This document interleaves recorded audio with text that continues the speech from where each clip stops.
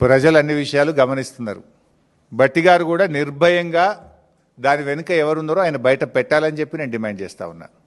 బట్టి గారు ఇలా ఇంకొక విషయం కూడా మనకు చాలా ఆశ్చర్యకరంగా ఈ రాష్ట్రంలో మనం చూస్తున్నాం ఏంటంటే, ఒకరేమో వైఎస్ రాజశేఖర రెడ్డి గారికి నేను వీర విధేయుణ్ణి అంటున్నారు, ఇంకొకరేమో చంద్రబాబు నాయుడు గారికి నేను పరమ భక్తుణ్ణి అని చెప్పుకుంటున్నారు.